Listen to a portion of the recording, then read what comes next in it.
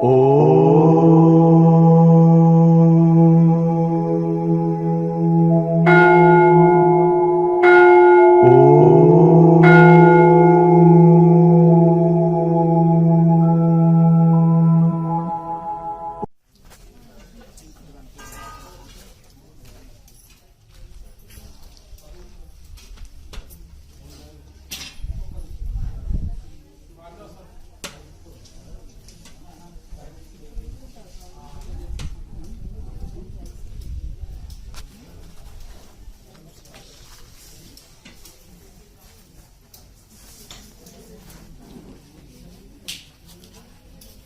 మాట్లాడదు, నిశ్శబ్దంగా ఉండాలి, ఎవరు మాట్లాడదు.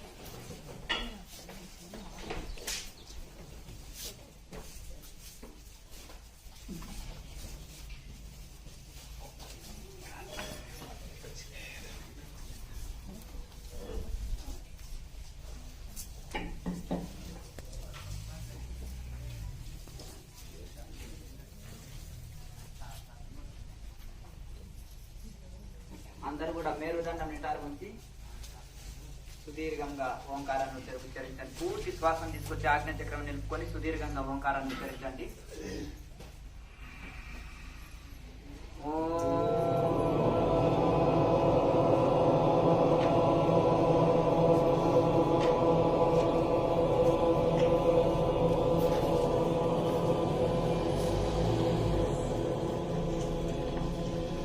మంత్రమూలం గురుర్వాక్యం మోక్షమూలం గురుర్కృపా గురుకృపా హి కేవలం. సర్వవ్యాప్తమైన పరమాత్మకి సాష్టాంగ ప్రణమిల్లుతూ, విశ్వ గురు పరంపరకి మరియు క్రియాయోగ గురు పరంపరకి సాష్టాంగ ప్రణమిల్లుతూ, మీ అందరి హృదయంలో చైతన్య రూపంలో ఉన్న పరమాత్మకి ప్రణమిల్లుతూ, ఇప్పుడు 2 మాటలు చెప్పుకొని నేరుగా మనం ప్రాక్టికల్ సాధన చేద్దాము. అందరూ కేఎంసీ ఛానల్ చూసి వచ్చారా? చూడండి, ఛానల్ చూసి వచ్చిన చేసి అలాగా. ఒకప్పుడు మేము రాసిన పుస్తకాలు చదివి వచ్చేవాళ్ళం. ఇప్పుడు ఇదంటే ఛానల్ అంటే 8 నెలలు అయింది, కానీ అంతవరకు పుస్తకాలు చూసి వచ్చేవాళ్ళు. ఇప్పుడు నాకు ఒక అవధూత వాక్యాలు గుర్తుకొస్తున్నాయి. ఆయన తమిళనాడు సాధువు, మౌనగిరి బాబా. ఆయన చిన్నప్పుడే ఇల్లు వదిలి వెళ్ళి మళ్ళీ వాళ్ళ ఇంటి వైపు చూడలేదంట, తిరిగి వాళ్ళ ఊరు వైపు కూడా చూడలేదంట. ఆయన అంటున్నారు, ఏదైనా సాధకులకి, భక్తులకి, ఆధ్యాత్మిక సాధకులకి ఏదైనా ఒక సందేశం ఇవ్వండి స్వామి అంటే ఏకంగా తల కింద నిలబట్టి ఇట్లా జపం చేయమని చెప్పు, మోసం వస్తుంది అంటున్నారు. ఏదన్నా తరుణోపాయము అంతే కదా, వాళ్ళకు మనశ్శాంతి కలగడానికి, వాళ్ళు మోక్షం పొందుట కోసం ఏదన్నా ఒకటి సందేశం ఇవ్వండి అని నేను వాక్యాలు అడిగితే ఆయన ప్రాక్టికలే చెప్పేస్తున్నాడు ఏకంగా. అంటే నాకు మాటలు చేత కాదండి అన్నారు, నాకు మాటలు తెలియదండి, నేనే శాస్త్రాలు చదువుకోలేదు, నాకు తెలిసిందల్లా సాధన ఒకటే. అర్థమండి? అంటే అందరు ఏమంటారంటే ఈ వంటల పుస్తకంలో అలా ఉందండి, ఆయన వంటల పుస్తకాలు రాశారండి, పలానా 5 స్టార్ హోటల్ మాస్టర్ రాశాడు, ఆయన అద్భుతంగా పుస్తకం రాశాడు. లేదు యుఎస్ఏలో ఒక వంట మాస్టర్ రాశాడు, అది ఇంకా బాగుంది. యూకేలో ఇంకొక మాస్టర్ ఉన్నాడు, లేకపోతే ఇంకా వంట మాస్టర్ బాగున్నాడండి, ఆయన వంటలో ప్రపంచంలో స్పెషలిస్ట్, ఆయన ఇన్ని బిరుదులు పొందాడు, ఇన్ని డిగ్రీలు చేశాడు వంటలు చేయడంలో అంటున్నాము. కానీ అది ప్రిపేర్ చేసి వండుకొని తిని తెలుసుకునేది మాత్రము చేయలేకపోతున్నాం. ఎంతవరకు ఏదో ఒక మాస్టర్ చెప్పింది వండుకొని తిని ఆకలి తింటేనే కదా ఆకలి పోయేది, తినపోతే ఆకలి పోదు. అలాగే ఏ గురువులు చెప్పిన సాధన మనం ప్రాక్టికల్గా సాధన చేసినప్పుడే మనం పూర్తి శాంతి కానీ ఆనందం కానీ మనము కేవలం పాఠశాస్త్ర పుస్తకాలని చూసి తృప్తి పడకుండా సాధన చేస్తేనే మనం పూర్తి ఫలితం పొందుతాము. అయితే ఈ ప్రపంచంలో మనకు ఎవ్వరూ మోక్షం కలిగించలేరు, మీరే ఉద్ధరించుకోండి అని భగవద్గీత చెప్తుంది, ఉపనిషత్తులు చెప్తున్నాయి. రాముడికి వశిష్ఠ గీతలో వశిష్ఠుల వారు చెప్పారు, హనుమంతుడికి శ్రీరామ గీతలో శ్రీరామచంద్రుల వారు చెప్పారు. అలాగే ఇంకా చాలా 72 గీతలు ఉంటాయి భగవద్గీత లాంటి పుస్తకాలు. గురు శిష్య సంవాదం నుండి ఇవన్నీ కూడా గురువు శిష్యుడికి చెప్పిన భగవద్గీత లాంటి ఇంకా ఇతర గీతలు అంటారు, 72 గీతలు. అందులో ప్రతి ఒక్కరు కూడా మీ ఆత్మను మీరు ఉద్ధరించుకోండి, సాధనతోటి మోక్షం వస్తుంది. అయితే శాస్త్రాలు చదివితే అవగాహన కలుగుతుంది, సాధనతోటి ముక్తి లభిస్తుంది. ఎంతవరకు మనము సాధనలోకి దిగలేదనుకోండి, కోటి గ్రంథాలు చదివినా దానితోటి కొంచెం విషయం అర్థమవుతుంది, ఆత్మ పరమాత్మల అవగాహన అలాగే కొంత అవగాహన కలుగుతుంది. కానీ మనకు ఆకలి తీరదు, దాహం తీరదు, పాపం తీరదు. చాలా మంది అనుకుంటారు మేము చాలా గ్రంథాలు చదివినానండి అన్నారు. ఒక ఆయన అయితే ఒక 50 కిలోల పుస్తకాలు తను చదివినే తీసుకొచ్చాడు ఇక్కడికి. అంటే నేను చెప్పినాను అన్ని అవి ఏదో ఇంగ్లీష్కి వెళ్ళి ట్రాన్స్లేషన్ చేసినవి, మామూలుగా చైనీస్ వాళ్ళు రాసినవి, లేకపోతే ఇంకా కొంతమంది ఫారినర్స్ రాసినవి ఏదేదో రాశారు.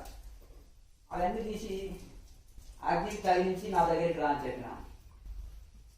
అర్థమైంది కదా. వచ్చింది పరమహంస యోగానంద గెటప్లో వచ్చావు, ఒక యోగి ఆత్మకథలో ఏదో ఒక అక్షరంలో చూపారు. అది అక్షర దోషము, సంస్కృతంలో వచ్చిన పదము, దానికి అక్షరం కుదురుతలేదు. ఇది ఇలా అంటే కరెక్ట్ సెట్ అయిపోతుంది. అన్ని ఇవి లేవు కదా, గైడ్స్ లేవు. ఇప్పుడు గైడ్ చూసి నింపివేయచ్చు ప్రశ్న జవాబులు పిల్లలకి నోట్ బుక్స్లో. అప్పుడు అవకాశాలు లేవు. అయితే అప్పుడు ఏం చేసేసాడంటే ఒక సీనియర్ మంచిగా రాసినవని మొత్తము అంటే టీచర్ ఏం చేస్తాడు, ఒక లెక్క ఇచ్చి 20 లెక్కలు చేసుకొని రమ్మంటారు. అప్పుడు ఏం చేయాలి, అందులో ఎవరైనా మంచి మెరిట్ స్టూడెంట్ ఉన్నాడు అనుకో, అతను నోట్ బుక్ తీసుకొని ఇంకా 2వ వాడు కాపీ ఉన్నట్టు రాసి నోట్స్ రాశారంటే రాశారు. అక్కడ ఒక దగ్గర ఒక 4 చోట్ల ఏదో అతను మడత పెట్టాడు కనుక ఇతను ప్రతి ఒక్క దగ్గర ఈగని చంపడం, ఆ పేజీ దగ్గర చక్కగా 2 పైన ఈగ అతికించడం, వెవికాలు తీసుకొని అతికించడం. అతనికి మాస్టర్కి డౌట్ వచ్చింది, ఈ నోట్ బుక్ లో సేమ్ 2 నెంబర్ పైన ఏమిటి ఈగ ఇట్లా అతుకున్నది అని ఎవరు కాపీ కొట్టారంటే ఇతను చాలా ఫస్ట్ క్లాస్ స్టూడెంట్, ఇతన్ని మామూలుగా ఈ అబ్బాయి కాపీ కొట్టారని తెలుసుకున్నారు. అట్లా ఆ విధంగా అది మనము ఇట్లా అంధ పరంపరంగా అనమాట. దాన్ని గుడ్డిగా అనుసరిస్తే అది ఈగ అతికించవలసిన అవసరం లేదు కదండి. అట్లా ఆ విధంగా ఇది ఉంది కనుక మనం గుడ్డిగా దేన్ని అనుసరించుకో. దీన్ని గొర్రె దాటుడు అంటారు పల్లెటూరులో. ఒక గొర్రె చేలబడ్డదనుకో అన్ని పోయి పడతాయి. కనుక అట్లా గుడ్డిగా దేన్ని మనం అనుకరించకూడదు. అలాగే ఈ విధంగా మనము ఎన్ని శాస్త్రాలు చదివినా ఎన్ని ఇది చేసినా పల్లెటూరు ఆవిడకి ఒక ఆమెకు తేలు పుట్టిందన్న. తేలు పుట్టిన తర్వాత ఒక మంచి వైద్యుడి దగ్గరికి వెళ్ళిండ్రు. ఆయన ఏది ఇచ్చినా కానీ దూరి పెడితే తగ్గిపోతుంటుంది. అమ్మగారు ఏమన్నారంటే, ఆయన ఏం చెప్పారంటే, ఏడ గడిచిందో అక్కడ దీన్ని గంధం తీసి పెట్టమ్మా తగ్గిపోతుంది అన్నారంట. అంటే ఆయన ఏం చెప్పారంటే, ఎక్కడ గడిచిందో అక్కడ పెట్టేయమ్మా అన్నారంట. ఆమె తీసుకొని పోయిందంట. మళ్ళీ ఎక్కడ గడిచిందో అక్కడ పెట్టేసి దుప్పటి కప్పుకొని పడుకున్నది. ఇంకా పోట్లు మంటలు ఎక్కువైనాయి, చెమటలు వస్తున్నాయి. ఏంటి స్వామి మీరు ఇచ్చిన నాకు మందు తక్కువైతే లేదంటే, నేను పెట్టమన్న దగ్గర అంటే మీకు కలిసిన చోట పెట్టమన్నానంటే, అవునండి మూలకు త్వరగా తీసుకుంటే కలిసింది, ఆ మూలకే పెట్టినానండి పొలిగా. అలా కాదమ్మా, ఎక్కడ కలిసిందో అక్కడ పెట్టండి అంటే దాని గంధం తీసి, కలిసింది కదా చేతి కలిసింది త్వరగా తీస్తున్నావు, ఈ చేతికి గడిచింది, చూపుడు వేలు దగ్గర గడిచింది, అక్కడ ఆ చూపుడు వేలు దగ్గరనే గంధం తీసి అక్కడ రాసి పడుకుంటే హాయిగా ఇప్పటి వరకు నీకు నొప్పి తగ్గిపోయేది. అట్లా కనుక మనం ఏం చేస్తున్నామంటే, ఇట్లా ఈ విధంగా మనము ఒక దగ్గర వస్తువు పోయిన దగ్గర అంటే చూడట్లేదు, వెతకట్లేదు, ఇంకో దగ్గర వెతుకుతున్నాం. మనం ఏం చేస్తున్నామంటే భగవంతుడి కోసము బయట ఎక్కడెక్కడో వెతుకుతున్నాం. అంటే పూర్వం యాత్రలు ఎందుకు ఏర్పాటు చేశారంటే యాత్రలో గొప్ప గొప్ప ఋషులు తపస్సు చేస్తారు, అక్కడికి వెళ్ళి వాళ్ళతో సజ్జన సాంగత్యం చేయొచ్చు అని. అప్పుడు ప్రింటింగ్ బుక్స్ ఇట్లా అయ్యేదా? కూరగాయల కంటే విరివిగా ఇప్పుడు దొరుకుతున్నాయి. ఒక 30 సంవత్సరాల్లో కూడా ఇంత వసతి లేదు. బుక్కులు దొరకాలంటే, ఉత్కృష్ట గ్రంథాలు దొరకాలంటే ఎక్కడో మన తెలుగు బుక్కులు రావాలంటే సివి కృష్ణ డిపో మద్రాసుకు లెటర్ రాస్తే అది మహా కష్టం మీద వచ్చేది. అలాగా ఇప్పుడు విరివిగా ఎక్కడైనా దొరుకుతున్నాయి. ఒక గ్రంథం దొరకడం కష్టం ఉంటుండే, ఇప్పుడు చాలా విద్య రహస్యంగా ఉండేది మొన్నటి వరకు కూడా చాలా మటుకు. కనుక ఈ విధంగా మనము ఇప్పుడు చాలా ఈజీ అయిపోయింది, చాలా చాలా ఈజీ అయిపోయింది. కనుక దాన్ని మనము సద్వినియోగం చేసుకుంటే ఇది ఉంటుంది. మనం ఎన్నో వాటికి సమయం ఇస్తాము, సాధన కోసం టైం ఇచ్చి మనని మనం ఉద్ధరించుకోవాలి. కనుక మనము ఎక్కడెక్కడో భగవంతుణ్ణి అంటే మనము ఆత్మానుభూతి పొందాలంటే పుస్తకాల్లో వెతికితే దొరకదు, యాత్రల్లో వెతికితే దొరకదు. యాత్రలు ఎందుకంటే ఋషులు తపస్సు చేసుకుంటారు కనుక అక్కడికి వెళ్తే వాళ్ళ దగ్గర ఒక సజెషన్ దొరుకుతుంది. మనం ఇప్పుడు ఏం చేస్తున్నాము, మనశ్శాంతి లేదా తిరుపతి పోదాం, మనశ్శాంతి లేదా శ్రీశైలం పోదాం, మనశ్శాంతి లేదా ఫ్లైట్ బుక్ చేసుకో కాశీ వెళ్ళి ఒకటే రోజు టూర్ అండి. కాశీ అంటే ఒక రోజులో ఎలా పోయేస్తా అంటే ఫ్లైట్ అండి 1 అవర్ పోతుంది, దర్శనానికి 1 గంట, 1000 రూపాయలు టికెట్ పెడితే డైరెక్ట్ దర్శనం. కాశీలో నడవదు టికెట్, తిరుపతిలో అయితే 1000 రూపాయలు నోట్ ఇస్తే డైరెక్ట్ పంపించచ్చు. 5000 నోటు గుమస్తా ఉంటాడు కదా బయట నిలబడి తోసేవాడు, వానికి 2000 నోట్ల కాయిదాల్లో ఒక 2 జేబులు పెట్టేస్తే పో లింగం మీద తల పెట్టి ఎంతసేపు అయినా ఉండంటారు. అక్కడ చెల్లదు, కాశీలో నడవదు. ఇట్లా అర్థమైంది కదా. ఉత్తర భారత్లో దేవుడికి టికెట్ పెట్టరు. అర్థమైందా? విచిత్రంగా ఉందా మీకు? అభిషేకానికి, అర్చనకు, పూజలకు టికెట్లు ఉండవు. మరి మన తెలుగు వాళ్ళే దేవాలయాలు నడిపించలేకపోతున్నారు. ఉత్తర భారత్లో ఏం నడుస్తలేవు? బద్రీనాథ్, కేదార్నాథ్, యమునోత్రి, గంగోత్రి, కాశీ, బృందావనం ఇవన్నీ ఉన్నాయి కదా. అక్కడ ఏ టికెట్ ఉండదు దేవుడికి. అభిషేకాలు, పూజలు, యజ్ఞాలకు ఏ టికెట్ ఉండదు. ఫ్రీ దర్శనం, డైరెక్ట్ పో దర్శనం చేసుకో. అర్థమైంది కదా. వాళ్ళు వీపుకు పూజ పెడతారు టికెట్ అడిగినారు అనుకో. అర్థమైంది కదా. వీపుకు పూజ చేసి పంపిస్తారు అక్కడ. కనుక అక్కడ హిందీ రాష్ట్రాలలో ఎక్కడ లేదు భారతదేశంలో, ఒక్క మన దక్షిణ భారతంలోనే ఉంది. మామూలు వ్యాపారాలు చేయాలంటే కూడా దక్షిణ భారతం రావాలి. 1 కోటి రూపాయలకు ఒక యజ్ఞం చెప్పియచ్చు, మస్తు సంపాదించచ్చు. అర్థమందిగా. ఎవరి వాళ్ళ అవతార పురుషులని క్రియేటివ్ చేసుకోవచ్చు, నేనే దేవుడు అని పూజలు చేయించుకోవచ్చు. దక్షిణ భారత్లో. ఉత్తర భారత్లో పప్పులు ఉడకవు, తన్ని పంపిస్తారు అంటున్నారు కదా. ఏ సాలా అకాడ సాధువున్నాయి అంటారు. 4 తంతారు సాధులు, బయట కాదు. అర్థమైంది. ఆయన నిరాహార యూనిట్ రివర్స్ లో తపస్సు చేసి నేను దాసుని అంటున్నాడు.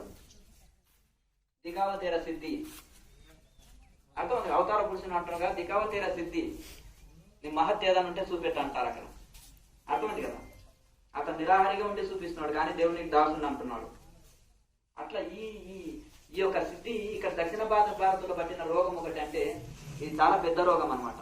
ఇది ఇప్పుడిప్పుడే ఇంకా ఇప్పుడేం ఉడకవులే కానీ ఒకప్పుడు ఇది నడిచింది. కనుక ఈ విధంగా మెయిన్ ఏంటంటే భగవంతుని కోసము మనము ఎక్కడెక్కడో వెతుకుతున్నాం కానీ వస్తువుని పోయిన దగ్గర వెతికితేనే దొరుకుతుంది. కానీ మనము అంతటా వెతుకుతున్నాం. అంతటా వెతికినా అంటే ఇక భగవంతుడు చిక్కడు, మన హృదయంలోనే ఉన్నాడు. ఈశ్వర సర్వభూతానాం హృదయేశ్వర్జున తిష్టతి. ఈశ్వరుడు ప్రతి జీవిలో కూడా హృదయంలో ఉన్నాడు అని భగవద్గీతనే చెప్తుంది. మరి ఏమి చేయాలి అంటే త్వమేవ శరణం గచ్చ, ఆయననే నువ్వు శరణు వేడు. ఆయనకు సరెండర్ అయిపో. ఎట్లా శరణం అవుతావు? నీ మనసు ఏమో నిలవదు, చంచలమైన కోతి కంటే ఇంకా ఎక్కువ. మరి ఎట్లా ఆ చంచలమైన మనసుని స్థిరం చేయాలంటే దానికి యోగం కావాలి. కనుక ఆ యోగం ద్వారా భక్తి గొప్పది అంటారు కదా. యోగం అంటారు. యోగం అంటే మనోలయం లేని భక్తి ఇది కూడా. నిజమైన భక్తి చేస్తాడంటే ఒక యోగికే సాధ్యమవుతుంది, సాధారణ మనుషులకు సాధ్యం కాదు. ఇప్పుడు భగవంతుని మీద ఒక ఆయన ఏం చేశాడంటే కొండల కొద్ది యజ్ఞాలు చేస్తే కొండల కొద్ది పూర్తి అయిపోయిందంట. చేస్తే దైవ దర్శనం కలగలేదు, గాయత్రి మాత దర్శనం. ఏమి అంటే బట్టి విక్రమార్క వస్తాడు, విక్రమార్క శిష్యుడు.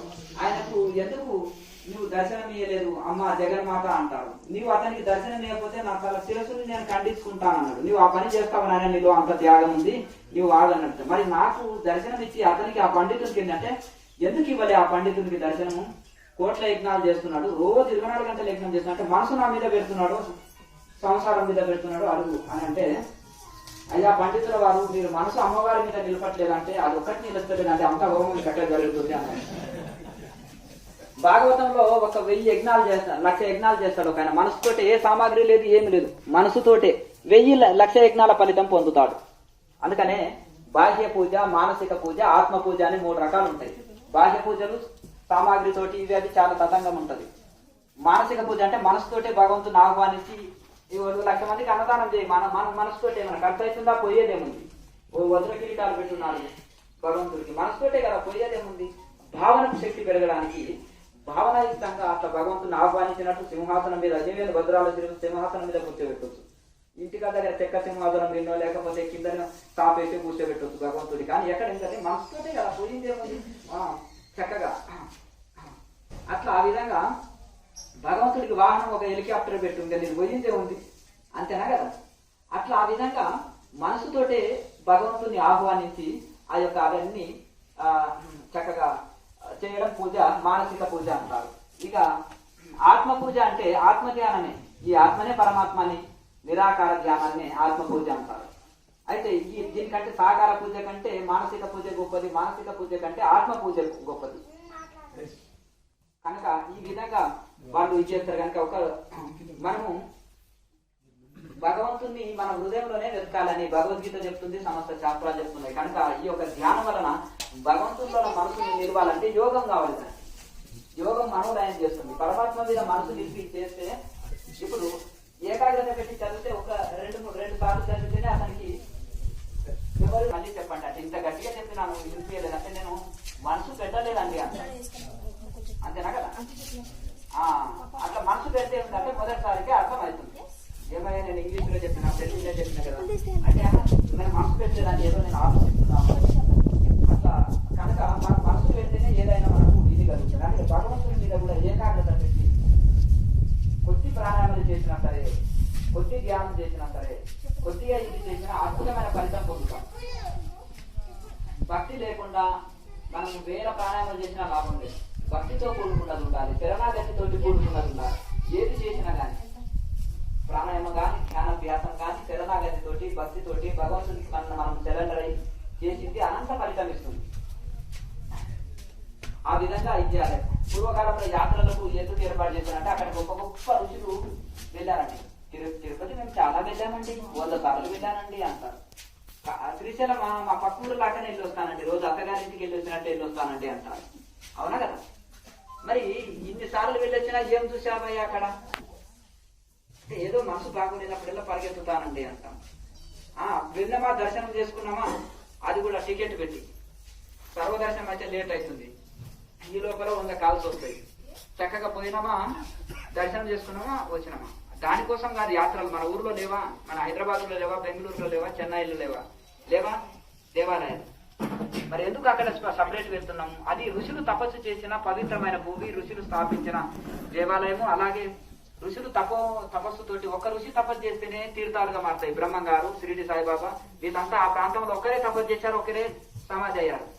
ఇంకా ఎక్కువ కాలే. ఒక్కరితోటే అంత పవిత్రత వస్తే మరి హిమాలయస్కు గాని, తిరుపతికి గాని, శ్రీశైలానికి గాని ఎందుకు ఇంత పవిత్రత ఉందంటే ఋషులు చాలా మంది తపస్సు చేశారు. లక్షల మంది తమ ఇప్పటికి కూడా సూక్ష్మ శరీరంలో ఉంటుంటారు. ఎన్నో స్వరంగ గుహాలు ఉంటాయి. వాళ్ళు రహస్యంగా ఒక బీటు మనుషులుగా మారి వెళ్ళిపోతారు ఎక్కడైనా సరే స్వరంగాల్లో. జనాలు నడిచిన దారిలో నడవరు వాళ్ళు. ఆ గాలి కూడా తగులుద్దని చూస్తారు ఋషులు. అర్థమైంది కదండి? మీరు ఏదైనా అవధూత పోయి పూజ చేయాలని కాళ్ళు మొక్కాలని వెళ్ళి చూడండి, నేను పిచ్చివని నన్ను ఎందుకు మొక్కుతారండి, మీకు ఏమైనా పిచ్చి పట్టిందా అంటాడు ఆయన. అర్థమైంది కదా? తనను మరుగుపరుచుకుంటాడు. అట్లా కనుక ఈ విధంగా చాలా చాలా ఆ మహనీయులు నిజమైన గొప్ప గొప్ప మహానుభావులు తనకు ఒక పిచ్చి వాళ్ళని అన్నారు. కానీ ఎవ్వరు కూడా నేను గొప్పవాడిని, జ్ఞానిని అని ఇంతవరకు నాతోటి చెప్పలేదండి, చెప్పరు వాళ్ళు. కనుక అంటే గొప్ప గొప్ప మహానుభావులు కూడా వాళ్ళు అలాగే ఉంటారు. ఇప్పుడు మనము పోయిన వస్తువుని హృదయంలోనే భగవంతుని ఉన్నాడు. ఆత్మధ్యానం ద్వారా, యోగాభ్యాసం ద్వారా, ధ్యానాభ్యాసం ద్వారా, విచారణ ద్వారా మనసును ఏదో ఉపాయంతో లయం చేసేసి మనసును అంతర్ముఖం చేసుకొని ఆత్మానుభూతి పొంది ముక్తి పొందుటకే మానవ జన్మ వచ్చింది. ఇక అన్ని జీవరాశులు సంసారం చేస్తున్నాయి, అవి పిల్లలు కంటున్నాయి, వాటి సంతతిని పెంచుకుంటున్నాయి, మనం మానవ సంతతిని పెంచుకుంటున్నాం, ఇవన్నీ చేస్తున్నాం. దాంతో లాభం లేదు. డాక్టర్ గారు మీ ₹1 కావాలంటే ఇస్తా, అర్థమైంది కదా? నాకు వంశోద్ధారకులు కావాలి. మరి ఒక పామరులైన గృహస్థులే అంత ఇది చేస్తుంటే జంతువులు చూడండి, జింక జాతిని, పక్షి జాతిని అన్ని పెంచుకుంటున్నాయి. మరి ఎందుకు మీరు సన్యాసులుగా తయారు చేయలేకపోతున్నారు? అవునా కదా? 100 మఠాలు కట్టి వారసుడు ఉండొద్దా? ఏం గృహస్థుల చేతిలో పెట్టిపోతారా? వాళ్ళ కాశీ చనిపోతుందా? వాళ్ళ పిల్లలను ఊరుకుంటారా? ఇప్పుడు మఠాల పరిస్థితి ఏముంది? అవునా కదా?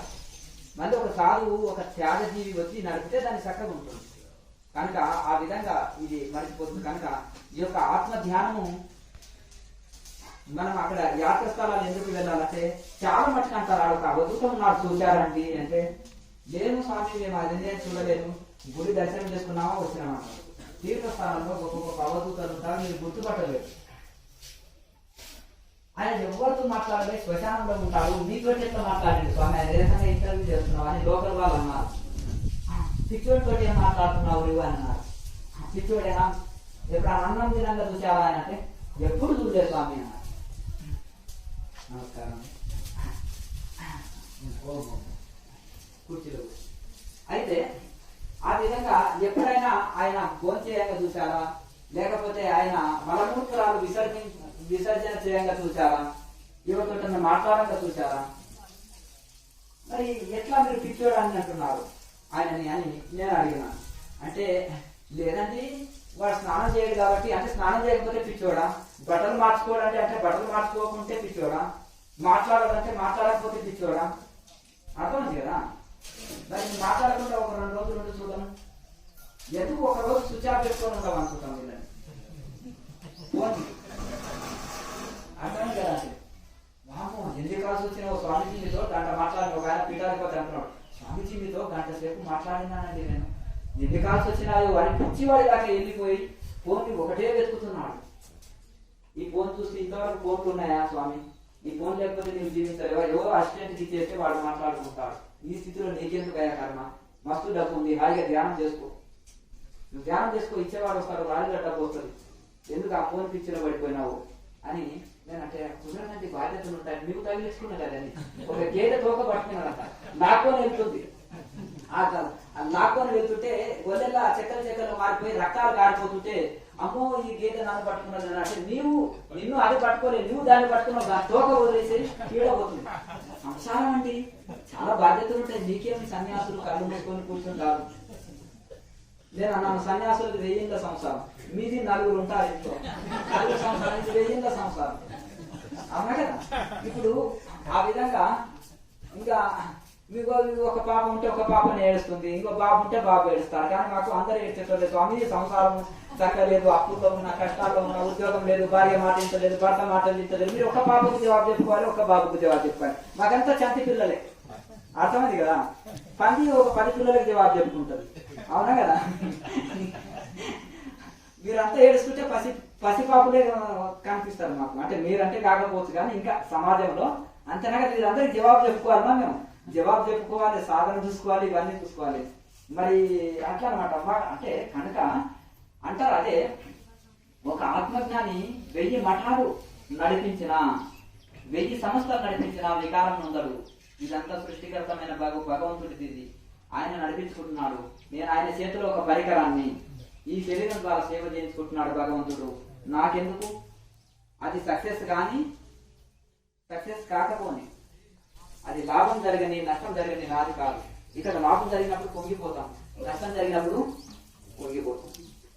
ఇంకోటి నేను అది కూడా మాట్లాడతాను ఇంకొక విషయంలో. చాలా మటుకు ఇంత పొడుగు అంత పొడుగు అని పెద్ద సంవత్సరం 2 హెలికాప్టర్లు ఉన్నాయి, 200 బ్రాంచీలు ఉన్నాయని ఒక బీదవాడికి ఉపదేశం ఇవ్వు, దీక్ష ఇవ్వు, వాని దగ్గరికి సొంత బిడ్డలాగా చేరది. అప్పుడు నీ కాళ్ళు కడిగి నేను నెత్తిన చల్లుకుంటాను. ఎవరు? జ్ఞానానంద స్వామి. ఏం చేస్తాడు అటువంటి వాళ్ళది? కాళ్ళు కడిగి తల మీద చల్లుకుంటాడు. ఒరే స్వార్థపరుడా, ఫీజుల కోసం పని చేస్తున్నావు, నీవేమిటి స్వామిది? అర్థమైంది కదా? అవునా కదా? నీకు 10 లక్షలు ఇచ్చిన వాడికే దీక్ష ఇస్తావా? 5 లక్షలు ఇచ్చిన వాడికే దీక్ష ఇస్తావా? వాడితోటే మాట్లాడతావా? బీద వాళ్ళలో లేరా? ఋషులు ఇదే చెప్పారా? ఋషుల ఆశయం ఇదేనా? అంతేనా కదా? అంతే ఆశ్రమాలు ఉండేది. రామకృష్ణ పరమహంస అంటారు ఆశ్రమాలు వేశ్యాలయాలు అంటారు. పట్టు చీరలు కొట్టి మంచి 2 కార్లు, ఒక హెలికాప్టర్ పెట్టుకొని ఉంటే ఉంటది. ప్రతిభత స్త్రీ తిరిగిన బట్టలతో ఉంటుందంట. అర్థమైంది కదండి? మరి దీంతో ఏముంది? వేశ్యాలయాలుగా తయారు చేసేసారు ఇప్పుడు. కనుక ఇప్పుడు ఈ విధంగా కాకుండా భూమి మీదకి వచ్చిన ప్రతి జీవి సేవ చేయాలి. వివేకానంద స్వామి ఎంత పరితపించాడు, మహానుభావుల్లోనే ఇంతనైనా స్వార్థంగా రామకృష్ణ పరమశులో ఉందా, రమణ మహర్షి, మలయాళ స్వామి, శంకరాచార్య వీళ్ళ జీవితాల దారపోశారు. వందల పుస్తకాలు రాశారు. సత్యసాయిబాబా. అర్థమైంది కదండి. ఈ మహానుభావులు లోక సేవ కోసం ఎంత పరితపించారు. వాళ్ళలో ఏమన్నా స్వార్థం ఉందా కొంచెమన్నా? అంతేనా కదా. కనుక ఈ విధంగా మనము పంచే కొద్దీ పెంచబడుతుంది. కనుక భూమి మీదకి వచ్చిన ప్రతి జీవి ఎవరి హృదయంలో స్వార్థం ఉందో జ్ఞానులు అనబడరు, అజ్ఞానులు అంటారు. అర్థమైంది కదండి. వాళ్ళు సన్యాసులు కానీ ఎవరైనా కానీ అట్లా. కనుక ఎవరి హృదయం లోక సేవ కోసం పరితపిస్తుందో, ఎవరి హృదయంలో నిస్వార్థ సేవ, భగవద్గీతలో చెప్పిన నిష్కామ కర్మ చేయాలని పరితపిస్తారు, శక్తి లేకున్నా కానీ పోరాడుతుంటారు, అటు వారు జ్ఞానులనే తెలుసుకోవాలి. కనుక తనలో తాను రమిస్తుంటారు అవధూతలు. వాళ్ళని సామాన్యులు గుర్తుపట్టలేరు. ఒక నలుగురు విఐపీలు తెల్ల వస్త్రాలు వేసుకొని మంచి ఒక 10 మంది ఆయన వెనక నడుస్తుంటారు అనుకోండి. ఒక దిగంబరైనా సరే అంటేనా కదా. అబ్బా ఇంతమంది పోలీసు వాళ్ళు గవర్నమెంట్లు పోతున్నారు, ఆయన పాదయాత్ర చేస్తుంటే ఆ దిగంబరం పడి అర్థమైంది కదా. ఆయన చూడడానికి దిగంబరి బాబు, ఆయనకి ట్రస్ట్ చూస్తే 1,00,000 కోట్లు ఉంటుంది. అర్థమైంది కదా. పాదయాత్ర చేస్తే అంత ఆర్భాటం అవసరం లేదు. కనుక ఆ విధంగా ఈ మెయిన్ ఏంటంటే నిష్కామ కర్మ, భగవద్గీతలో చెప్పిన నిష్కామ కర్మ చేయాలి. అది ఎందుకంటే ఇప్పుడు ఫలితం కోరి చేయడం చాలా నికృష్టం. అది నువ్వు కోరినా కోరకున్నా ఫలితం నీకే వస్తుంది. కనుక ఈ యొక్క నిష్కామ కర్మ వలన ఏంటిదంటే ఈ యొక్క చిత్తశుద్ధి జరుగుతుంది. నీకు లాభ నష్టాలు లేవు, సుఖ దుఃఖాలు లేవు, జయాపజయాలు లేవు. దానివల్ల నీ యొక్క చిత్తము ఎవరి చిత్తమైనా సరే బ్యాలెన్స్డ్గా ఉంటుంది. నాది అనుకుంటేనే ఇప్పుడు లాభం వచ్చినప్పుడు పొంగిపోతాము, నష్టం వచ్చినప్పుడు కుంగిపోతాము. నాది లేదనుకుంటే చిత్తం బ్యాలెన్స్గా ఉంటుంది. పక్కోడి ఇల్లు కూలిపోతే నువ్వు ఏడుస్తావా చెప్పు? అర్థమైంది కదా. మరి నీ ఇల్లు కూలిపోయినప్పుడే ఏడుస్తున్నావు, ఎందుకు? ఇది నాది అనుకున్నావు. అవునా కదా. పక్కవాడి కష్టాలు చూసి ఏడుస్తారా? ఎవరు? బ్రహ్మజ్ఞానుడు. అర్థమైంది కదండి. అట్లా ఆ విధంగా ఈ యొక్క గృహస్థాశ్రమంలో ఉన్న వాళ్ళు ఏం చేయాలంటే వాళ్ళ బాధ్యతని చక్కగా చేయాలి. చక్కగా నిర్వర్తించుకుంటూ సాధనకు కొంత సమయాన్ని ఉదయం సాయంత్రాలు కేటాయించుకొని సాధన చేస్తుండాలి. భగవద్గీతలో చెప్పిన ఈ 2 పాయింట్స్ అందరికి వర్తిస్తాయి. ఏది? నిష్కామ కర్మ, ధ్యాన యోగము. 6వ అధ్యాయంలోని ధ్యాన యోగము, 4వ అధ్యాయంలోని కర్మయోగము. ఈ 2 ప్రతి ఒక్కరికి వర్తిస్తాయి. వివేకానంద స్వామి కర్మయోగం చేయలేదా? అలానే ధ్యాన యోగం చేయలేదా? 6 సంవత్సరాలు పాడుబడిన బిల్డింగ్లే తపస్సు చేశాడు. మళ్ళీ జీవితాంతం అదే. చరిత్రలో నిలిచిన ప్రతి ఋషి ఈ 2 చేశారు. మొదలు కర్మయోగం, తర్వాత ధ్యాన యోగం. ధ్యాన యోగం చేసిన తర్వాత మళ్ళీ కర్మయోగం. ఎవరి కోసం? లోక శ్రేయస్ కోసం. టీచర్ అయ్యిండు, పాఠాలు చెప్తుంటే ఎవరి కోసం? విద్యార్థులకు ఉపయోగపడుతుంది. అలాగే మహనీయులు బ్రహ్మచర్య ఆశ్రమంలో ఉన్నప్పుడు వాళ్ళ గురువుల ఆశ్రమాలకు కానీ లోకానికి కానీ ఏదో రకంలో ఫలితం కోరకుండా సేవ చేస్తుంటారు. అప్పుడు కూడా మళ్ళీ తపస్సు చేస్తారు కొంతకాలం.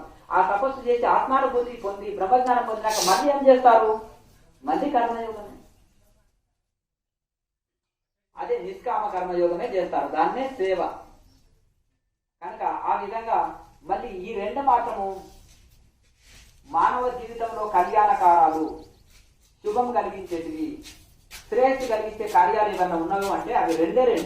ఒకటి కర్మయోగము, నిష్కామ కర్మయోగము. 2వది ధ్యాన యోగం. నిష్కామ కర్మ ఎవరికి లాభము? గృహస్థులు చేశారనుకో నిష్కామ కర్మ, కుటుంబానికి మేలు జరుగుతుంది, సమాజానికి మేలు జరుగుతుంటుంది, తన జీవనోపాధి కూడా ఏదో కర్మ చేయాలి కదా. కనుక తనకు బాగుంటుంది, లోకానికి శ్రేయస్సుగా ఉంటుంది. ఇక ధ్యాన యోగం అంటే స్వయం తనను తాను ఉద్ధరించుకోవాలి. మరి తన అన్యాయం చేసుకుంటారా? చేసుకోరు కదా. ఇప్పుడు పిల్లల్ని చక్కగా పెంచి పెద్ద చేసి ఉన్నత స్థితిలో ఉంచుతారు. చివరి దశలో పిల్లలు వాళ్ళని నెగ్లెక్ట్ చేసేసి అనాథాశ్రమాలను రోడ్డు మీద తోసేశారనుకో, అప్పుడు పిల్లల్ని కూడా అనేస్తారా? అనేరా? అంటే అందరికంటే తన ఆత్మ మీదే తనకు ఎక్కువ ప్రీతి అన్నమాట. ఒక ఋషి ఏం చేశారంటే తన మీద తనకు ప్రీతి అంటే ఎట్లా ప్రీతి అంటే ఒకటి ఉపమానం చెప్తాను. ఒక ఆయన ఏం చేశారంటే వాగు బాగా వస్తుంది, నది దాటుకుంటూ పోతున్నారు. పక్కన భార్య ఉంది, ఆమె చాలా కొద్దిగా పొట్టి ఆవిడనంట, చాలా పొట్టిగా ఉంటుంది. ఈయన చాలా ఎత్తుగా ఉంటాడు. ఒక్క పిల్లవాడిని ఏం చేశాడు? భుజం మీద ఎత్తుకున్నాడు. ధనం మూట ఏం చేశాడు, నెత్తి మీద పెట్టుకున్నాడు. ఆమె చేయి పట్టుకొని నది దాటుతున్నాడు. కొద్దిసేపు అయిన తర్వాత ఏం చేసిందంటే మోకాల వరకు నీళ్ళు వస్తున్నాయి, నడుముల వరకు వచ్చాయి, ఈయన భుజాల వరకు వచ్చాయంటే ఆమె మునిగిపోతుంటుంది. ఏమండి అంటే నేను మునిగిపోతాను, నేను చేయి పట్టుకుంటే, పోతే పోయి ఇంకో భార్యం చేసుకోవచ్చు అని ఆమె చేసి వదిలిపెట్టాడు, నదిలో పట్టుకొని పోయింది. ఇంకా తర్వాత కొద్దిసేపు ఆయనకి ఏం చేశాడంటే భుజం మీద పిల్లవాడు ఉన్నాడు కదా, భుజం వరకు వచ్చే వరకే ఏం చేసేసాడు, మళ్ళీ ఇంకో పిల్లవాడిని కనొచ్చులే నేను బ్రతుకుంటే అని వాడిని వదిలేశాడు. ఇంకా ముందుకు వెళ్తుంటే నెత్తి మీద ధనం ఉంటుంది, ఇంకా ఈదకపోతే చనిపోతాడు, ఆయన కూడా కొట్టుకొని పోతాడు, పోతే పోతే విధవధనం మళ్ళీ సంపాదించుకోవచ్చు అని ఆ దాన్ని కూడా వదిలిపెట్టాడు. మొత్తం మీద ఈదుకుంటా ఒడ్డున పడ్డాడు. అర్థమైంది కదా. అంటే దీన్ని బట్టి భార్యను వదలనికే సిద్ధమే, పిల్లల్ని వదలనికే సిద్ధమే, ధనం వదలనికే సిద్ధమే, కానీ తన ప్రాణం రక్షించుకోనికే మాత్రము, ఎందుకంటే తన ప్రాణ తీపి ఎక్కువ ప్రతి ఒక్కరికి కూడా. ఒకసారి మహా అరణ్యంలో పుల్లులు అవి ఉంటాయి కాబట్టి ఎక్కువ మంది వెళ్ళాలి గుంపు, అది చాలా పర్మిషన్లే కష్టం. చాలా గుహలకు వెళ్ళాలంటే నిజంగా సడన్ గా పులి వస్తే ఏం చేస్తామంటే అందరం కలిసి కట్టుకుంటామండి అన్నట్టు.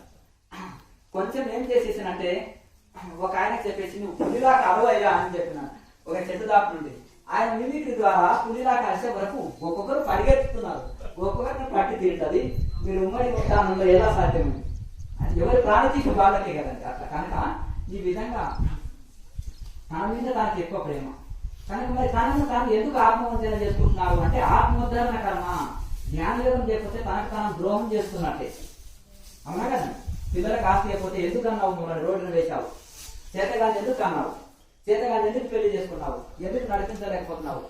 ఒక భార్య అనేది ఇది కూడా మనం అన్నిటికీ టైం ఇస్తున్నాము సంపాదనకు, ఇక్కడ వదిలిపెట్టిపోయేదే సంపాదన. ఇవన్నీ మనని భౌతికంగానే ఆలోచన చేస్తున్నాం. ఈ భౌతికంగా ఆలోచన చేసి సంపాదనలో పడి ఆరోగ్యం కోల్పోయినాము, మనశ్శాంతి కోల్పోయినాము, ఎంత నష్టం పొందాలో అంత నష్టం పొందినాం. ఇవి మళ్ళీ తిరిగి డబ్బుతో కూడా ఆరోగ్యం రాదు, శాంతి రాదు అని తెలుసుకున్నాం. కానీ తనకు టైం ఇవ్వడానికి టైం లేదండి. అన్నిటికీ ఇస్తాం టైం, గంటలు గంటలు ఫోనుకి ఇస్తాం, మాట్లాడడానికి ఇస్తాం, దేనికైనా ఇస్తాం, సంపాదనకి ఇస్తాం 24 గంటలు. దేనికి సంపాదిస్తున్నామో తెలియదు, ఎక్కడ పోతున్నామో తెలియదు, ఏంటిదో తెలియదు, గడిచిపోతుంది. సడన్ గా దేహం వదిలాం అనుకో ఏమి మన ఎంబడి వస్తుంది, భార్య పిల్లల ఆస్తి పాస్తుల ఏది వస్తలేదు కదా. మరి ఇదే మాయ ఎటువంటిది అంటే మాయ ప్రభావం ఇదే. చిన్న కాలంలో చనిపోయేవాడి కూడా ఇది సత్యమే అని తోస్తుంది. కనుక ఈ విధంగా మనకు మనకు టైం ఇవ్వకపోతే ద్రోహం చేసుకున్న వాళ్ళమవుతారు. రమణ మహర్షి చూడు తనకు తనం ఎంత చక్కగా సమయం ఇచ్చుకున్నాడు. తనకు తను సమయం ఇచ్చుకున్న వాళ్ళకు లక్షల మందికి ఇన్స్పిరేషన్ అవుతాడు, ఆదర్శం పొందుతాడు, లక్షల మందికి ఆదర్శ ప్రయోజనం మిగులుతాడు. వారి వాక్యాలు లక్షల మందిలోన ప్రేరణ కలిగిస్తాయి. మనము ఈ పుస్తకాల్లో ఎట్లెట్ల శ్లోకాలని బట్టి పడదామా, ఉపమానాలు చూపుదామా, పండితుని అనిపించుకుందామా, షడ్దర్శనాచార్య అని పిహెచ్డీ చేద్దామా అనేది అవసరం లేదు. ఒక ఆచరణ పట్టుకొని నిరంతరం సాధన చేసుకుంటే అది లక్షల్లో కదలిక తీసుకొస్తుంది. అందుకనే వివేకానంద స్వామి ఒకటి అంటారు, అనుష్ఠాన వేదాంతం అంటారు, శుష్క వేదాంతం వద్దంటారు. అనుష్ఠానంతో కూడుకున్న వాక్యాలు ఎటువంటిదంటే ఒక నాటు తుపాకీలో గుండు మందు 2 వేస్తే కోట కూడా పేలుతుంది. ఒక మందు ఒకటి వేసి గుండు పెట్టకపోతే ఏమవుతుంది, ఢాము అంటుంది కానీ కోట కూడా పేలదు. అంటే పండితుల వాక్యాలు ఎలా ఉంటాయంటే గుండు పెట్టని నాటు తుపాకీలో మందు వేసిన దానిలాగా ఢాము అంటుంది కానీ అది పేలదు కోట కూడా. అట్లా ఉంటుంది అనమాట. మరి అలాగే గొప్ప గొప్ప మహానుభావులు ప్రపంచంలోనే ఒక విధంగా ఎందుకు ఇట్లా తీసుకొచ్చారు. వివేకానంద స్వామి అటువంటి వాళ్ళు 1,00,000 మందితో సమానం కదండి వాళ్ళు. కనుక మరి ఎట్లా సాధ్యమైందంటే 1,00,000 మంది చేయలేని కార్యం ఒకరు ఎట్లా చేయగలిగిందంటే తపోశక్తి వలన, సంకల్ప శక్తి వలన. లోకానికి ఏదో చేయాలనే తపన అది ఉంటేనే సరిపోదు, ఆ తపోబలం కూడా వాళ్ళకు ఉన్నది గొప్ప గొప్ప మహానుభావులకి. కనుక ఈ విధంగా మనకు సాధన అనేది చరిత్రలో నిలిచిన ప్రతి ఋషి కూడా తనకు తాను ఎంతో సమయం వెచ్చించుకున్నారు. తనతో తాను ఉండడం, తన ఆత్మలో తాను ఉండడం, తనలో తాను లయమని ఉండడం. అంటే కర్మయోగం చేసేటప్పుడు ఉంటారు. కర్మయోగం ఒక ధ్యానం చేసేటప్పుడే మనలో మనం ఉండలేము, కానీ ప్రయత్నం చేస్తుంటాం. తప్పు లేదు, మనలో మనం ఉండుటకు ప్రయత్నం చేస్తుంటాం. అలా ప్రయత్నం కొనసాగించగా చేయగా కొన్ని రోజులకు మనలో మనం లయం కాగలుగుతాం. స్వస్వరూపంలో తన ఆత్మలో తనము లయం కాగలుగుతాం. కానీ ఆ ప్రయత్నము చేస్తుంటే 100 సార్లు విఫలమైనా సరే ప్రయత్నం చేయొచ్చు. కానీ తనకు తను మనము సమయం ఇచ్చుకున్న మహానుభావులు తాను తరించిన తర్వాత గొప్పగా లోక సేవ చేసిండ్రు, గొప్పగా ప్రపంచానికి కూడా ఉపయోగపడ్డారు. ఇప్పుడు మనం సామాన్యుల నుంచి కూడా గొప్ప గొప్ప వాళ్ళలో కూడా చిన్న సమస్య వస్తే తట్టుకుంటున్నారా? చాలా టెన్షన్ పడిపోతున్నారు. కొంతమంది ఏమంటారు అంటే మీరు ఎలా తట్టుకుంటున్నారండి ఇంత అంటే కొంత వాళ్ళకి ఆధ్యాత్మిక నాలెడ్జ్, భగవద్గీత చదువుకోవడం, ఇంత ధ్యాన యోగం చేయడము, కొంత ఆధ్యాత్మిక నాలెడ్జ్ ఉన్నోళ్ళేమో సమస్యలు వచ్చినా దాన్ని బ్యాలెన్స్ చేస్తారు. దాన్ని ఎట్లా ఎక్కడ లోపం వచ్చింది, ఎందుకు ఈ సమస్య వచ్చింది అని విచారణ చేసి ఒక మంచి గురువుల దగ్గర సజెషన్ తీసుకుంటారు, లేదంటే శాస్త్రం ద్వారానో లేకపోతే తన స్వయంగా తీసుకొని దాన్ని సమస్యని సాల్వ్ చేసుకుంటారు. ఇంకా కొంత ఇతరుల ఉపదేశాల మీద ఆధారపడతారు సామాన్యులు. ఇంకా మామూలుగా ఆధ్యాత్మికం లేని వాళ్ళు అయితే అవకతవక అయిపోతారు, చాలా ఇంకా ఇది అయిపోతారు. అది చిన్న సమస్యకి పెద్దగా చాలా సమస్యలు ఉంటారు. మహానుభావులు పెద్ద సమస్యలు కూడా ఏ మాత్రం చెల్లించరు. అది ఎట్లా అయిందంటే వాళ్ళకు సాధన వలన మనోబలము ఆత్మబలము పెరిగి వాళ్ళకు సమస్యలాగా తోసదు, అసలు సమస్యలాగానే అనిపించదు. మత్తు ఇంజెక్షన్ ఇచ్చిన వాడికి ఆపరేషన్ చేస్తుంటే నొప్పి తెలుస్తుందా? తెలియదు. అలాగే ఆత్మస్థితిలో ఉండే వాళ్ళకి, దేహస్థులుగా ఉండేటోళ్ళకి సమస్యలు తెలుస్తాయి, ఆత్మస్థులుగా ఉండేటోళ్ళకి సమస్యలే తెలియదు. కనుక ఆ స్థితికి మనం ఎదగాలంటే నెమ్మదిగా సాధన చేస్తూ పోతుండాలి. అయ్యా అవధూత గారు మీ చెయ్యి తెగిపోయిందండి అంటే కూడా ఆయన ఇలా అనుకొని పోయేటోళ్ళు ఉన్నారు మహానుభావులు. అటువంటి మహానుభావులు ఇప్పటికి ఎట్లా వాళ్ళకి ఇది ఉందంటే చక్కగా ఇది ఉంటుంది. ఒకటి ఇంటర్వ్యూలు అంటే పుస్తకాలు 4-5 రాయడము ఎందుకు రాయవలసి వచ్చింది? యోగం యొక్క మహత్వం తెలుసుకుంటే ఇట్లనైనా యోగులుగా మారుతారు. ఎప్పుడో ఉన్నారండి పూర్వకాలంలో, కాకుండా ప్రజెంట్ గా కూడా ఉన్నారనేది 4 పుస్తకాలతో తెలియజేసినాం. అలాగే ఇంకా ఒక అడుగు ముందుకేసి గొప్ప గొప్ప వాళ్ళతో ఇంటర్వ్యూలే పెడుతున్నాం. అర్థమైంది కదండి. ఒక క్వింటల్ శరీరాలు ఉన్న నిరాహార యోగి అంటారు అనుకో, మీరు నమ్మరండి, తెలివైన అమాయకులైతే నమ్మచ్చు. మీరు నమ్ముతారా? ఏం స్వామి నేను వారం రోజులు తినకపోతేనే ఎముకలు మిగిలినాయి, నేను ఎట్లా చెప్తున్నా అంటే నేను బెడ్ మీద ఒక నెల రోజులు ఉండొచ్చినండి, ఎముకలే మిగిలినాయి నాకు, ఏదో జ్యూసో పాలో దాకారు, మరి అన్నం తింటే నీరు పెరుగుతుంది అంటారు. మరి ఏంటిది స్వామి నువ్వు ఇట్లా చేసినావు అంటారు. నన్ను అయితే అడుగుతారు. పెద్ద పెద్ద మీడియా వాళ్ళని అయితే అడగలేకపోవచ్చు, కానీ నేను అందుబాటులో ఉంటాను కదా అందరికి. కనుక వాళ్ళు గొప్ప గొప్ప వాళ్ళు మరి నిరాహారులై గొప్ప గొప్ప మహానుభావులు పిచ్చి వాళ్ళలాగా ఉన్నారు. ఈ సమాజంలో తనను తాను రక్షించుకోవాలి, తనకు బిజీ కావద్దు, తనను తాను కాపాడుకోవాలి, హాయిగా ఉండాలి, అందరిలో ఉండాలి, అందరికంటే హాయిగా ఉండాలి, అందరిలో ఉండాలి, అందరికంటే సుఖంగా ఉండాలి, అందరిలో ఉండాలి, అందరికంటే బాగుండాలంటే ఏమి చేయాలి? పిచ్చివాడిలాగా తయారు కావాలి. అవునా కదా? ఇప్పుడు అవధూతలు చేస్తున్నారు అదే పని.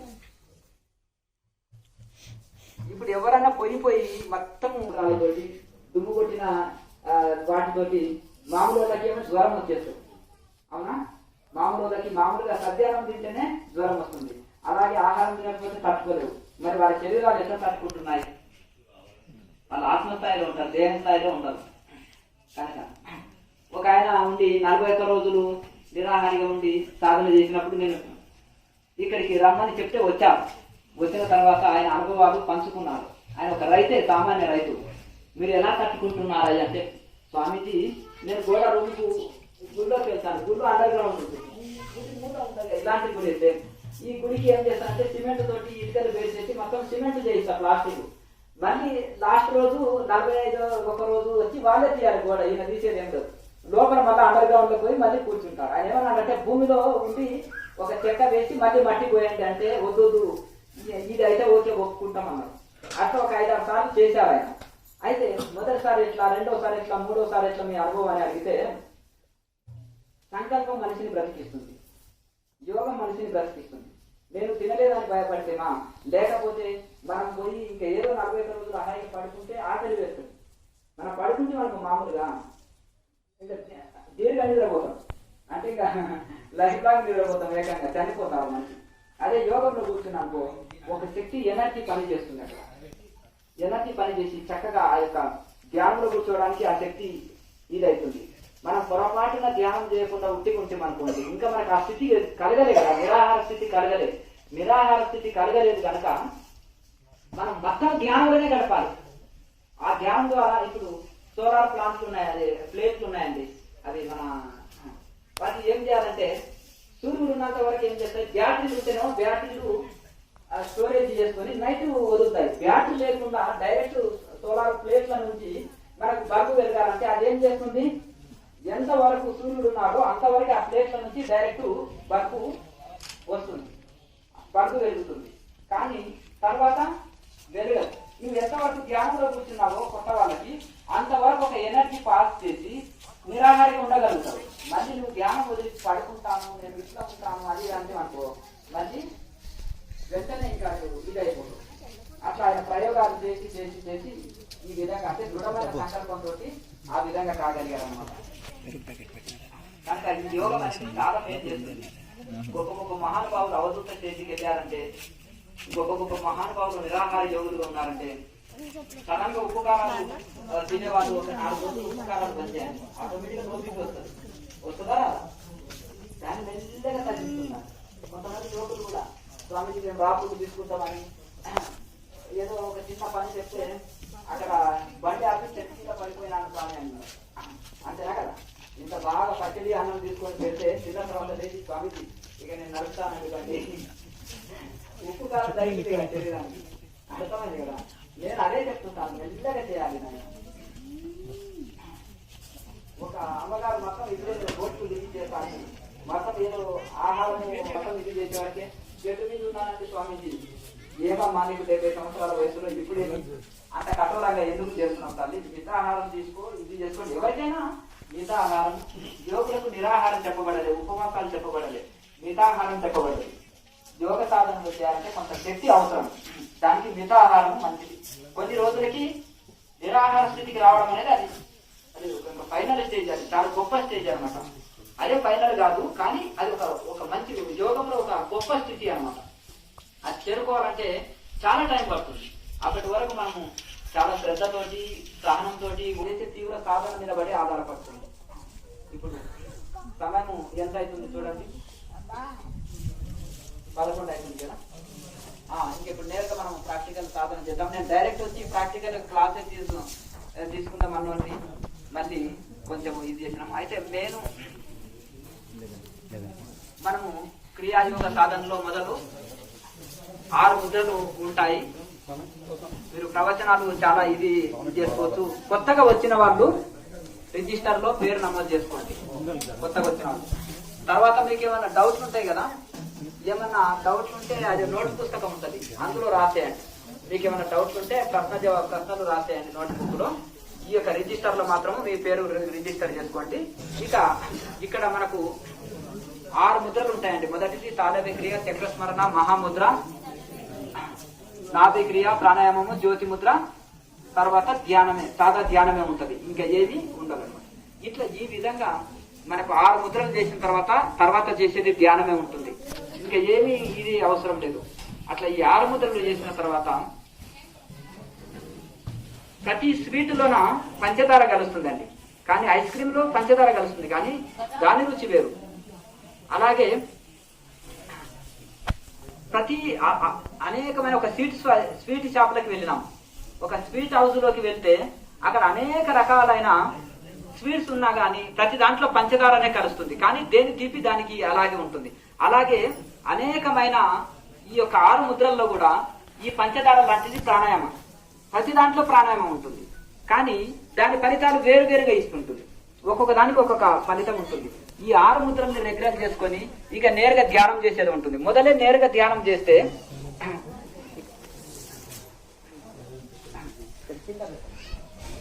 అయితే నేరుగా ధ్యానం చేస్తే ఏమవుతుందంటే మనకు మనోలయము తొందరగా జరగదు. మనసు నిద్రలోకి వెళ్ళిపోవడము లేకపోతే ఏమి తెలియని స్థితిలోకి వెళ్ళిపోవడము జరుగుతుంది అనమాట. ఆ నిద్రలోకి వెళ్ళిపోతే జంతువులు కూడా 7-8 గంటలు నిద్రపోతున్నాయి, దాంతో బ్రహ్మజ్ఞానం వస్తుందా? రాదు కదా. ప్రతి మనిషి 6-7 గంటలు నిద్రపోతున్నాడు, దాంతో బ్రహ్మజ్ఞానం వస్తుందా? వస్తలేదు కదండి. కనుక ప్రతి ఒక్కరు కూడా కొంత ప్రాణాయామాభ్యాసం చేయడం వలన నాడులు శుద్ధి అవుతాయి, నాడులు శుద్ధమవుతాయి. తర్వాత యోగానికి కావలసిన శరీర స్థితి కలుగుతుంది. అలాగే ఈ శ్వాసనే మనసు మనసే శ్వాస కనుక ఈ శ్వాస లయంతో మనోలయం జరుగుతుంది. మనసు లయం అయ్యి ఆత్మలో అంతర్ముఖం అవుతుంది. కనుక మనం తప్పకుండా కూడా ఈ యొక్క ప్రాణాయామాభ్యాసం చేసిన తర్వాత చక్కగా ప్రాణాయామ అభ్యాసం చేసిన తర్వాత ధ్యానాభ్యాసం చేయాలి. 6 ముద్రలు వేసినాక సాధన చేసి చూడండి, అది మీకే స్వయంగా తెలుస్తుంది. అక్కడ ఈ విధంగా మనం ప్రాక్టికల్ చేద్దాము, సాధన చేద్దాము. మొదలు 6 ముద్రలు ఉంటాయి. తాళవేక్రియ అంటే ఇప్పుడు నాలుగకి తాళవేక్రియ, ఈ నాలుగకు సంబంధించిన ఎక్సర్సైజులు ఉంటాయి కొన్ని. ఈ నాలుగ పొడుగు అయితే పూర్ణకే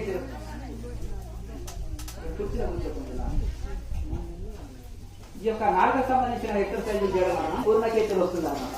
పూర్ణకేతులు వచ్చినప్పుడు ఈడాపింగళ కృష్ణ నాడు యాక్టివేట్ అవుతుంది, మనసు మహాసూత్రంలోకి వెళ్తుంది, ఆత్మలో అంతర్ముఖం అవుతుంది.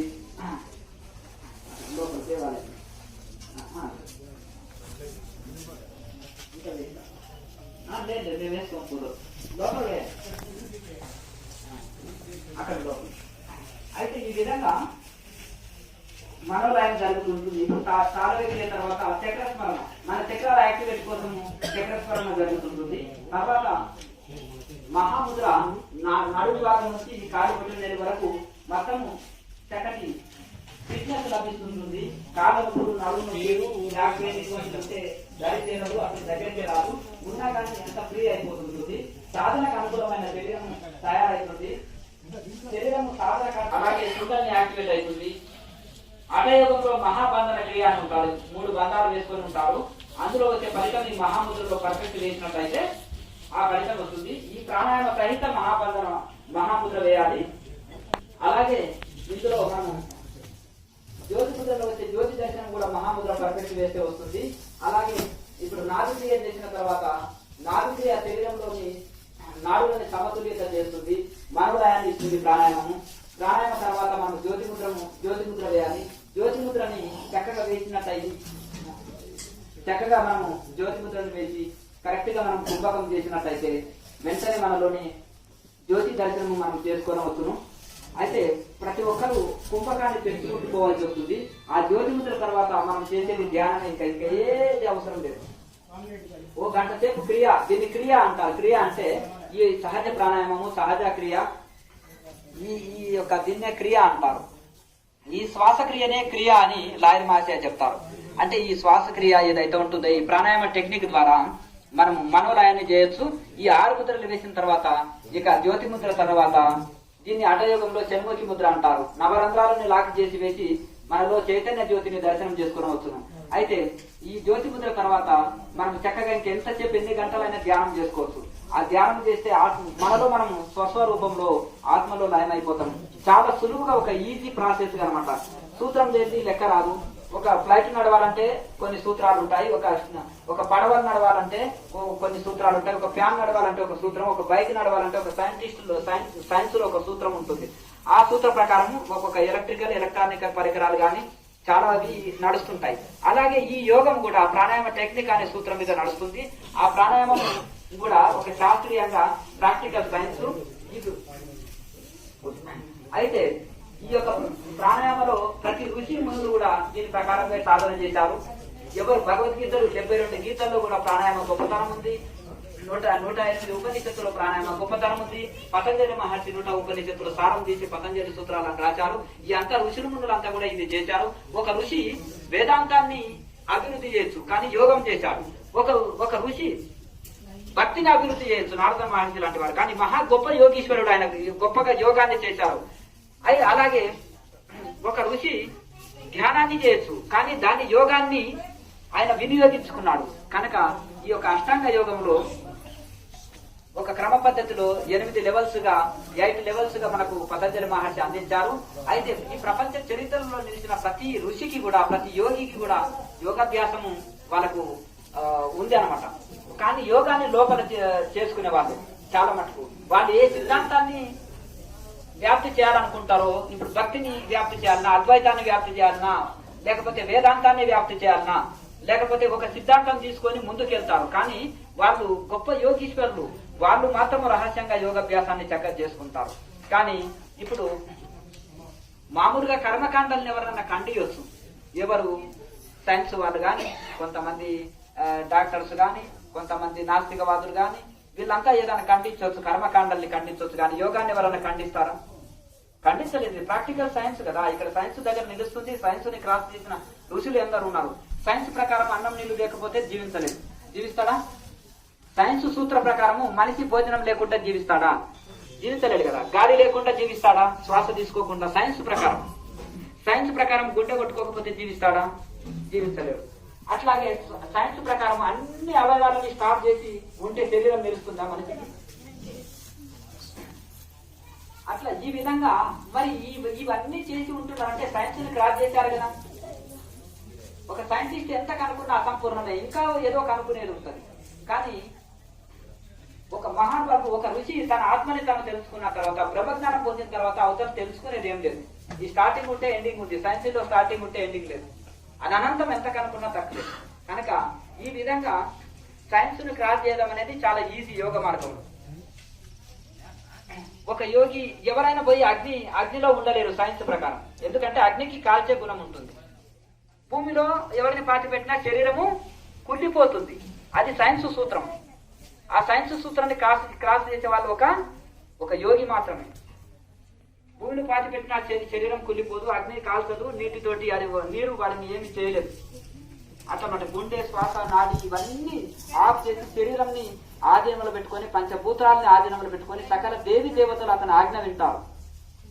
ఒక సీఎం ఆజ్ఞ దేశమంతా వింటుందా? అందరు వింటారు కదా.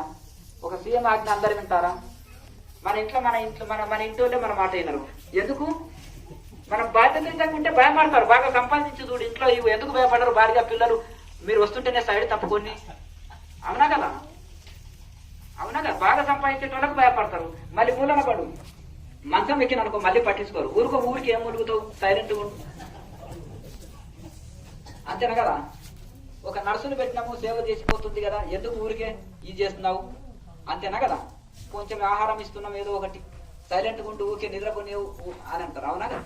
అన్ని దేవతలు ఆ ఋషి ఆజ్ఞ మెరుగుతున్నాయి. గొప్ప గొప్ప సామ్రాట్టులు, చక్రవర్తులు కూడా దేనికి భయపడని వాళ్ళు ఒక ఋషికి భయపడేవాళ్ళు. ఋషి వాక్కుకు. ఎందుకు? వాళ్ళు చిరిగిపోయిన వస్త్రాలు లేకుండా దిగంబరులుగా ఉండి దుమ్ము కొట్టుకుపోయిన శరీరాలతోటి, బక్క చిక్కిన శరీరాలు, గట్టిగా గాలి వస్తే స్వామి శరీరం కొట్టుకొని పోతుందేమో అన్నట్టుంటారు వాళ్ళు. గట్టిగా గాలి వచ్చారనుకో, మరి అటువంటి ఒక బక్క చిక్కిన సాధువుకు ఎందుకు వాళ్ళు అంత ఆజ్ఞలో ఉండి శాస్త్రంగ ప్రణామం చేసి ఎందుకు భయభక్తులతో ఉన్నారు? అట్లా తపోశక్తి వలన వాళ్ళకు ఎట్లంటే వాళ్ళకు కర్మల్ని మార్చే శక్తి కూడా ఉంటుంది. ఇప్పుడు ఆనాడు దక్షుడికి అహంకారం వచ్చింది. అతను ఏం చేశాడు? శివుడు తల తీసి మేకతల పెట్టాడు. ఇదే నీకు కరెక్ట్ అని. అవునా కదా? శివుడు వరాలు ఇవ్వడం తెలుసు, మరి లాక్కోవడం తెలుసు, వాతలు పెట్టడం కూడా తెలుసు.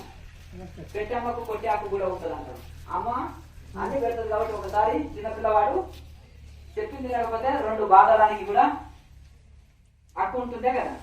అందుకనే సామెత పెట్టేవారికి కొట్టే హక్కు కూడా ఉంటుంది అంటారు. ఇది కనుక ఈ విధంగా మనకు, ఎందుకంటే ఆ ఋషులు అంతటి గొప్ప మహానుభావులు, త్యాగజీవులు, వాళ్ళు ఏ శక్తితోటి అంటే ఆ యోగాభ్యాసము, ధ్యానాభ్యాసము ఇంత గొప్పగా ఇది చేసి వాళ్ళు ఇది చేశారు. కనుక మనకు చక్కగా ఎన్నో యోగ గ్రంథాలు, ప్రాక్టికల్ యోగంలో కూడా ఉన్నాయి. జీవ బ్రహ్మైక రాజయోగం అని రాశారు. అది ఎంత ప్రాక్టికల్ గ్రంథం అది. అవునా కదా? ఆ గ్రంథంతో కూడా చాలా మంది సాధన చేసి పట్టేశారు. కనుక ఎందుకంటే కొన్ని గ్రంథాలు అనుభవంతో కూడిన గ్రంథం వేరుగానే ఉంటుంది. శాస్త్ర ప్రమాణం, అనుభవ ప్రమాణం 2 కూడుకొని ఉంటాయి.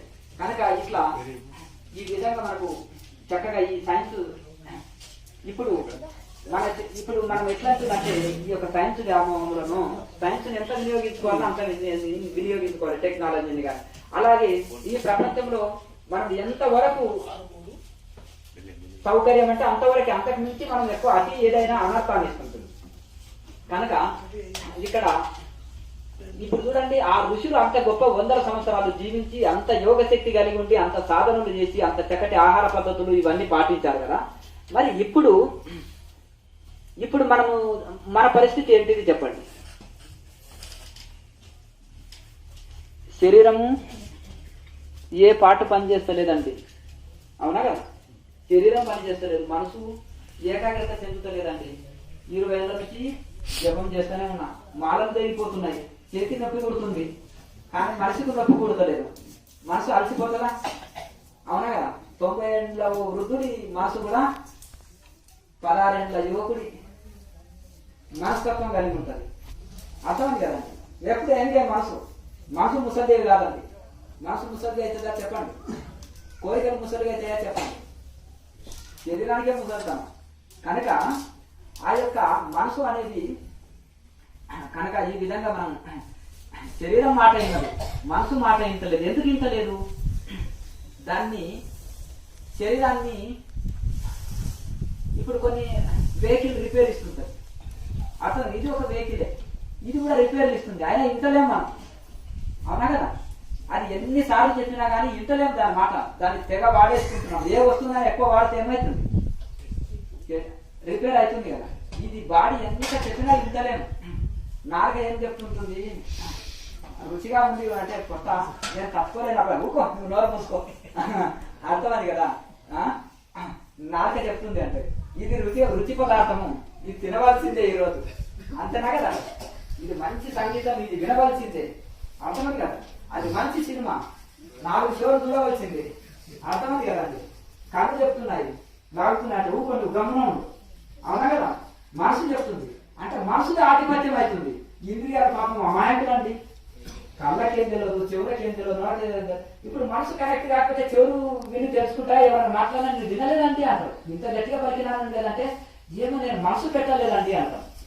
అంటే చూసిన దానికి మనసు కరెక్ట్ అయితేనే తెలుసుకోగలుగుతుంది, వినడానికి మనసు కనెక్ట్ అయితేనే, చెవుకు కనెక్ట్ అయితేనే తెలుసుకోగలుగుతాను. నాలుక కూడా నేను చాలా బాగా రుచిగా భోజనం చేసినానంటే ఏదో నేను ఫోన్ చూస్తూ టేస్ట్ చూడలేకపోయినాను అంటే అట్లా నాలుకకు మనసు కనెక్ట్ అయితేనే ఇది ఉప్పు ఎక్కువైందా, కారం ఎక్కువైందా, ఇది ఎక్కువైందా అని చెప్పాను. కనుక ఈ విధంగా మనసు కనెక్ట్ అయితేనే ఇది అవుతుంది. ఈయన బాగా డ్రంక్ చేసి వస్తాడు, ఆ పక్క ఆవిడ కూరనే ఒప్పుకుంటాడు, నా కూరని ఒప్పుకోడు అని ఆమె ఉప్పు కారం తక్కువ వేసి ఆమె కూర బాగుంటుందంటే ఆవు పేడని తీసుకొచ్చి గోంగూర పచ్చడి అంటే పెట్టిందంట అన్నం పక్కన. అర్థమైంది కదండి. ఆయన నిశాలో ఉన్నాడు కదా, ఆ పక్క నుంచి ఆవిడ దగ్గర కూర తెచ్చినవా ఈ రోజు బాగుంది అన్నాడంట. నాలుక రుచి తెలుస్తలేదు కదా, అంతేనా కదండి. నాలుక పని చేస్తలేదు అక్కడ. ఇట్లా ఈ విధంగా ఇప్పుడు ఈ విధంగా మనకు ఏంటంటే మనసు కనెక్ట్ కావాలి దేనికైనా. మనసు కనెక్ట్ అయితేనే చక్కగా మనం అన్ని తెలుసుకోగలుగుతాము. ఇది కనుక ఇప్పుడు ఈ యొక్క మనకు మనసు ఆధీనంలో లేదు. మనసుని ఆధీనం పెట్టుకుంటే ఇంద్రియాల ఆధీనంలో వస్తాయి. ఇంద్రియాలు జడమైనవి, అవి అమాయకులు పాపం. ఈ మనసు ఆధీనంలో ఉంటే అవి చెప్పినట్టు ఉంటాయి. కనుక ఈ విధంగా మనసు శరీరం ఆధీనంలో లేదు, మనసు ఆధీనంలో లేదు. ఇంకా మనం కనుక ఈ అన్ని ఆధీనంలో ఋషులకు ఎందుకు ఉన్నాయంటే వాళ్ళ యోగాభ్యాసము, ధ్యానాభ్యాసం చేశారు. దాని వలన శరీరం మనసు పైన ఆధిపత్యం సంపాదించుకుంటారు, ఇంద్రియాల పైన ఆధిపత్యం సంపాదించుకుంటారు. గుండె పైన, శ్వాస పైన, నాటి పైన, ప్రతి శరీరంలో లోపల ఉండే ప్రతి పార్టీ పైన వాళ్ళకి ఆధిపత్యం లభిస్తుంది. ఫోన్ పైన నీకు ఆధిపత్యం ఉందా లేదా? లేదంటే ఫోన్ నా పైన ఆధిపత్యం చేస్తుంది, నువ్వు అంటే మోగుతుంది అంటే స్విచ్ ఆఫ్ తీసుకెళ్ళి ఉంది కదా. ఫోన్ పైన మీకు ఆధిపత్యం ఉందా? మీ పైన ఫోన్ ఆధిపత్యం ఉందా? లేదు. ఇప్పుడు అందరికి ఫోన్ ఇదే ఆధిపత్యం ఉంది, బానిస చేసుకున్నది, అవునా కదా. కనుక ఈ విధంగా ఫోన్ మీ చేతిలో ఉంది కాబట్టి దాన్ని స్విచ్ ఆఫ్ చేసి పెట్టుకునేది ఉంటుంది. మనసు కూడా మీదే, రిమోట్ కంట్రోల్ దగ్గర మీ చేతుల్లోనే ఉంది. దాన్ని యోగాభ్యాసం అనే రిమోట్ తీసుకొని దాన్ని కూడా లైన్ చేసేయచ్చు. కనుక స్విచ్ ఆఫ్ చేయడం తెలుసు, కానీ మనసును స్విచ్ ఆఫ్ చేయడం తెలుసుకోలేము మనం. అది యోగంలో చెప్పేది అదే. ఋషులమునులంతా చేసింది అదే. ఋషులమునులంతా కూడా ఈ సాధనలు చేసి గొప్పగా వాళ్ళు ఆ స్థితి అందుకున్నారు. కనుక ఆ యొక్క ఋషులని మనం ఎందుకు వాళ్ళు అంత గొప్ప ఇది అంటే ఆ యొక్క వాళ్ళు శరీరం పైన, ఇంద్రియాల పైన ఆధిపత్యం సంపాదించుకున్న వాళ్ళు సమస్త భూతాల మీద కూడా ఆధిపత్యము సంపాదించుకుంటారు, అవునా కదా. ఆ యొక్క చాలా మందికి ఏమంటుందంటే ఈ మంత్ర సాధన చేయండి, మీకు 100 కోట్లు వస్తాయి ఈ జపం చేస్తే, అర్థమని కదండి. లేకపోతే ఇది చేస్తే అది వస్తుందంటే. కానీ యోగాభ్యాసంతో కూడుకున్నది ఉండాలి.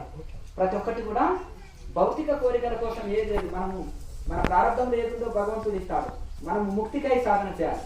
ఈ కూరగాయ చెట్లు లాంటిది. కూరగాయ చెట్లు ఎన్ని రోజులు కాస్తుంది? 1 నెల రోజులు కాస్తాయి, 41 రోజులు 2 నెలలు.